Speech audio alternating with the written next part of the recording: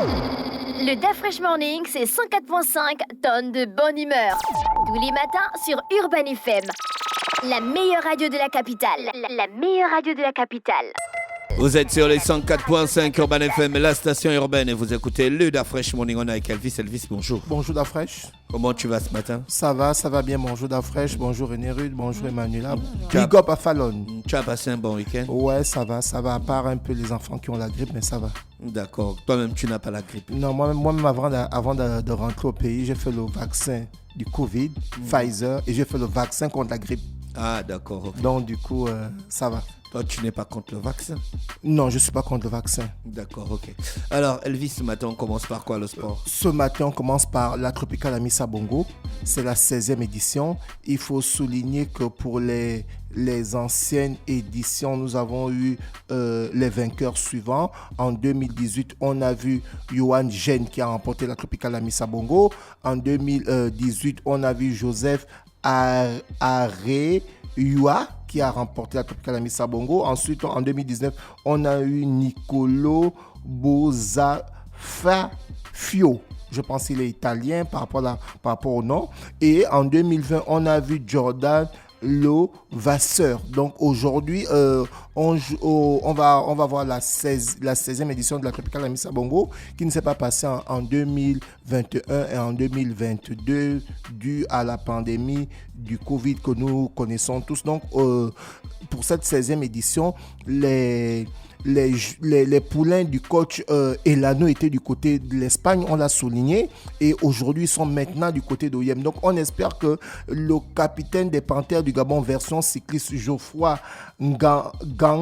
Ngandamba et ses autres coéquipiers vont pouvoir faire honneur au Gabon, parce qu'aujourd'hui on a la 16e édition, et qui parle de 16e édition veut dire qu'on a eu de la première à la 15e édition. Donc on espère aujourd'hui que nos athlètes sont enfin prêts.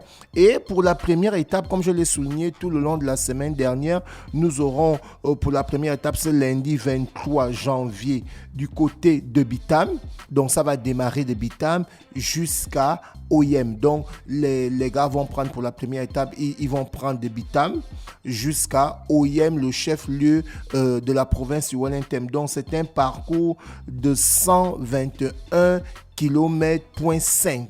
Donc le démarrage de la Tropicale Amissa Bongo pour la 16e édition va démarrer à partir de 10h30 et le temps du parcours, il est de 10h30 à 13h30. Donc voilà un peu le parcours qui sera fait pour la première étape de la Tropicale Amissa Bongo pour parler de sa 16e édition. Donc on sait d'ores et déjà que le week-end, le Premier ministre, M. Alain Claude Bilibinze, le ministre des Sports, M. Franck Gama, étaient du côté de la 9e province du Gabon, au Yembitam, pour voir effectivement si le tronçon il est approprié pour que ces cyclistes internationaux puissent évidemment participer dans les conditions qu'il faut. Et comme je l'ai relayé depuis la semaine dernière, ce tronçon il est nickel. Donc il n'y a pas de nid de poule. Ces cyclistes-là pourront évidemment affronter cette première étape qui est du parcours Bitam OIM pour parler des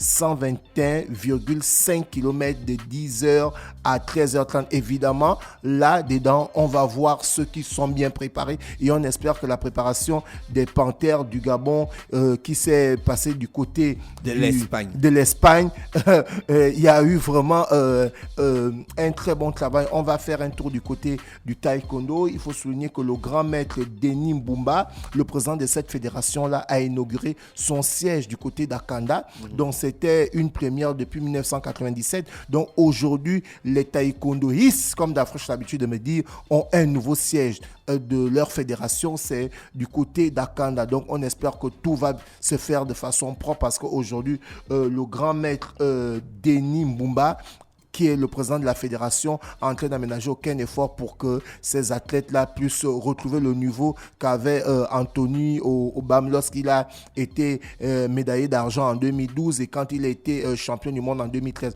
Donc on espère bel et bien que ça va suivre parce qu'on a des taekwondoïstes tels que Omar Cissé, Mwenga qui en ce moment sont la jeune relève du côté du taekwondo sur le plan national. D'Afresh, on va parler de sport toujours, mais là on va aller dans une nouvelle crise. Je ne sais pas si vous avez fait un tour du côté des réseaux sociaux concernant Usain Bolt, l'ancien champion. Donc Usain Bolt aujourd'hui qui se retrouve pratiquement ruiné parce que celui-ci a déposé 12 millions. Oui, c'est une vraie information. Je suis allé fouiller. En ce moment, parce que j'ai vu ça sur les réseaux sociaux. Oui, en ce moment, le service d'investigation au niveau de la Jamaïque, ils sont en train de faire les recherches parce que j'ai regardé dans plusieurs sites et tout. Donc, ils disent quoi? Ils disent que Usain Bolt dit avoir perdu une somme énorme dans une vaste fraude. Les autorités jamaïcaines enquêtent sur le SSL, une entreprise d'investissement privé détenant des fonds placés par des sprinteurs retraités. Est-ce que tu vois un peu? Donc, en fait, c'est une société qui a l'habitude de gérer les fonds des anciens sprinteurs parce que lorsqu'on regarde ce grand pays qui est la Jamaïque, on sait que la Jamaïque, aujourd'hui, s'affirme au niveau du sport à cause de l'athlétisme. Donc, on espère vivement que le problème va rapidement se résoudre et que Usain Bolt va rentrer en possession de son investissement parce que si, évidemment, il n'arrive pas à reprendre ses sous, il va se retrouver dans la situation que l'international ivoirien Emmanuel Eboué, qui lui aussi a été ruiné comme ça par sa femme. Il faisait confiance à sa femme, c'est elle qui avait la signature, c'est elle qui gérait tout. Et bien, lorsque le divorce est arrivé, elle a tout pris. Donc, du coup, le gars s'est retrouvé pratiquement dans la mer. Donc, on espère que Usain Bolt va sortir de ce problème-là. Nous allons parler de le premier match qu'a eu Cristiano Ronaldo avec son club d'Afresh. Il faut souligner que c'était un très bon match du côté de l'Arabie Saoudite où Cristiano Ronaldo avait le brassard. Donc Cristiano Ronaldo aujourd'hui, on en a parlé, qui en signant à El Nasser, vu qu'il y a un problème de quota, il faut 8 joueurs étrangers par club. Donc Cristiano Ronaldo qui en signant à El Nasser, c'est la signature de Vincent Aboubakar, c'est le contrat de Vincent Aboubakar qui avait été résolu. Donc aujourd'hui Cristiano Ronaldo qui est capitaine de l'équipe à Al Nasser, et aujourd'hui Al Nasser pour le match qui s'est passé le week-end, Al Nasser a battu l'équipe de Al Ettifaq 1-0. Cristiano Ronaldo n'a pas marqué, mais il a bel et bien commencé le championnat saoudien. Et d'après c'est à cause de ça qu'il a fait la photo avec... Oui, maintenant, après, derrière, dans les réseaux sociaux, il a invité Francis Ngannou. La photo l'a fait feu. Hein? Et évidemment, ils ont fait des photos. Et ceux qui sont allés regarder la photo René Ruth, il y a en fait... Lorsque les stars comme ça publient, il y a d'autres qui apprécient, qui mettent les photos ou les vidéos où leurs stars ont publié. Maintenant, il y a d'autres qui vont toujours, il y a d'autres qui vont toujours chercher des trucs en fait. Moi, généralement, j'ai l'habitude de faire la manicure et la pédicure, et ces esthéticiennes-là me disent souvent que les hommes qui n'aiment pas le vernis brillant peuvent mettre le vernis noir en fait. Non, est-ce que pour les sportifs, ça protège peut-être les ongles? Peut-être, il va falloir que j'aille chercher, mais il déjà... poste la photo sur son Instagram, ça fait 11 millions de vues. Comment tu es un être humain normal? Il est suivi par combien de personnes Tu postes une photo, c'est 11 millions de likes. Mais il faut souligner 11 millions, René Ruth. D'Afresh, il faut souligner que là, il est aussi avec Francis Ngannou. Est-ce que tu vois un peu le buzz? Cristiano Ronaldo, 5 ballons d'or. Il est avec Ngannou, le grand champion de l'UFC, donc tu comprends que tout le monde allait liker. Cristiano Ronaldo, dès qu'il fait un truc, il peut faire en sorte que toute l'humanité te connaisse. Oui. Hein? Oui. Ouais. Cristiano, il peut faire en sorte que l'humanité te connaisse. Ouais. Il vient au Gabon, René Ruth, je fais la photo avec toi, il poste. Mais forcément 30 millions de likes, tout le monde va aller chercher et on en a parlé la semaine dernière que cette aura-là, il y a 2 décennies, les footballeurs ne l'avaient pas. Oui, les, oui. les footballeurs ne l'avaient pas. Et évidemment, Cristiano Ronaldo, Messi et Neymar ont cette aura-là que lorsqu'ils publient, c'est des millions de likes, c'est des millions de personnes qui viennent taguer. Donc, c'est un peu ça. Et évidemment, le club de Cristiano Ronaldo a remporté, comme je le disais tantôt, 1-0 face à El Al et Tifa et Dafra. Je suis allé regarder le classement de ce championnat saoudien. Il faut souligner que ce championnat saoudien de première division a 16 équipes. Et Dafra, le nom des 16 équipes, tu as au moins 15 équipes que les noms commencent par Al. Donc, tu as l'équipe qui est en tête, Al Nasser. Ensuite, tu as l'équipe qui est deuxième, Al Alay. Ensuite, tu as Al-Lita, ensuite tu as Al-Sabat, ensuite en fait c'est Al, toi qui as fait la A2, René Rude. Al, c'est pas l'article. La fraîche. Non, il faut maintenant parler. Oh, j'ai fait l'école. Je rappelle que René Rude était à Kouaben, là-bas c'est pas le quartier, c'est Kouaben, attention. Al, c'est pas l'article, c'est l'article, non. Ça C'est dépend. comme elle en espagnol, non. C'est comme Los Las, ça peut être Los Las, maintenant ça El dépend. Niño, l'enfant. Ça dépend en El fait. Loco, El Lofo. El Loco. Al Nasser. Nasser, c'est quoi? C'est le club. Oui, non, mais c'est un nom. C'est un nom. Ouais, bon, c'est évidemment que les clubs ont les noms. Maintenant, ça peut être le nom d'une personne, comme ça peut être le nom d'une ville. Donc, le club de Cristiano Ronaldo qui est en tête du championnat saoudien avec 33 points et le deuxième, Al Hilal, est suivi avec 32 points. D'Afrique, on va parler de la Première Ligue. La Première Ligue, je ne sais pas si tu as suivi le week-end, on a eu des matchs qui nous ont ramené la ferveur qu'on n'avait pas durant le Covid. Parce que durant le Covid, il y avait des matchs qui avaient été pour nécessiter de protection pour contrer contre la riposte du Covid. Il fallait évidemment stopper les championnats. Donc aujourd'hui, le week-end, on a eu des grands matchs. Et évidemment, on a eu City qui était opposé à Wolverhampton. Mario Lemina qui a joué son deuxième match, c'est bien, il revient en forme. Il joue avec cette équipe-là. Mais City a écrasé Wolverhampton 3-0. Et grâce à un triplé du jeune Hollande. Et de l'autre côté, Arsenal a battu Manchester United 3-2. Donc en fait, c'était un match complètement fou. Et j'ai pu voir sur les réseaux sociaux Jean-Martin Doumeneni qui a publié en disant que voilà pourquoi on aime regarder les matchs de Premier League. Donc du coup, ça fait quoi? Ça fait que ceux qui ont suivi le match, là, pour ceux qui sont allés parier ou pour nous qui aimons le foot, on a pu voir plusieurs buts parce que lorsque le match a débuté, c'est Manchester qui a ouvert le score. Ensuite, Arsenal a égalisé. Ensuite, Arsenal a mis 2-1. Manchester est revenu à 2-2. Et évidemment, le jeune Etienne est venu marquer le troisième but. Donc, c'était vraiment un match fou. Et lorsqu'on regarde le classement des buteurs du côté de la Première Ligue d'Afresh, on constate que sur 20 journées, le jeune Haaland a 25 buts. Donc, il reste encore 18 journées, tu te rends compte. Donc, si à la 20e journée, il a déjà 20 buts, on se dit que pour les 18 journées qui arrivent, est-ce qu'il va battre le record de Mohamed Salah de 2018 où Mohamed Salah avait terminé meilleur buteur de la Première Ligue avec 32 buts pour une saison. Donc, on ne sait pas, mais ce dont on sait déjà, c'est que autour de la 20e journée, celui-ci a 25 buts. Et quand on regarde le deuxième meilleur buteur qui est Harry Kane n'a que 15 buts. Donc, du coup, ça fait près de 10 buts d'écart. C'est qui ça?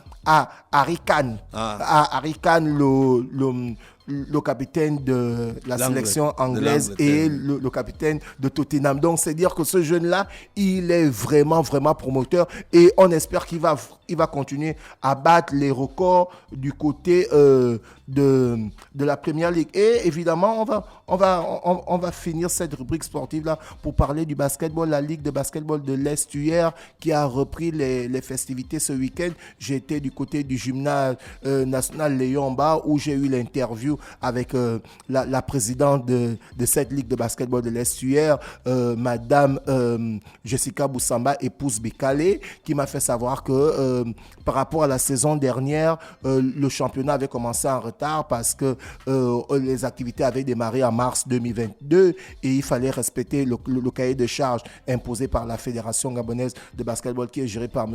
Willy Konra Soko. Et cette année, le championnat démarre en janvier parce qu'il va falloir qu'il finisse en juin parce que nous sommes dans une année électorale. Donc, du coup, le championnat a bel et bien démarré. Actuellement, cette ligue est en train de chercher les différents sponsors parce que l'année dernière, quand elle fait un bilan financier, c'est pratiquement 9 millions qui a été dépensés dans la saison. Après, je lui ai posé la question de savoir et les 500 000 que le président de la fédération a remis à toutes les ligues. Elle m'a fait savoir que les 500 000 ont été remis, mais les 500 000 vont rentrer en leur possession s'ils respectent le cahier de charges que la fédération a demandé. Et d'après, tu te souviens que je l'avais souligné il y a un mois où le ministre des Sports, M. Franck Gama, avait reçu 5 fédérations sur 22 fédérations qui répondaient aux normes Olympia. Donc, c'est dire qu'aujourd'hui, on peut gérer une ligue, mais il va falloir y respecter les standards. Donc, ce championnat de l'Estuaire de basketball qui a démarré et on a eu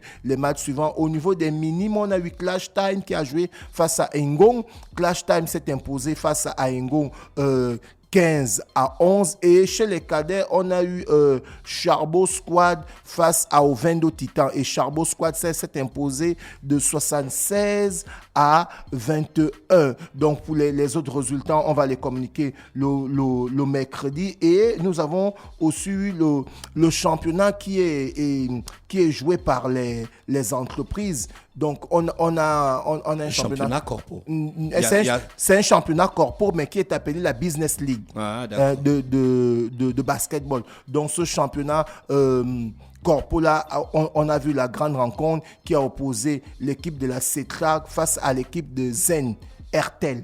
Donc, du côté, par exemple, de l'équipe de la CETRAC, on a retrouvé des anciens internationaux tels que Marius Asumukum, Fabrice Nollet, Cédric Ceballos, Carter.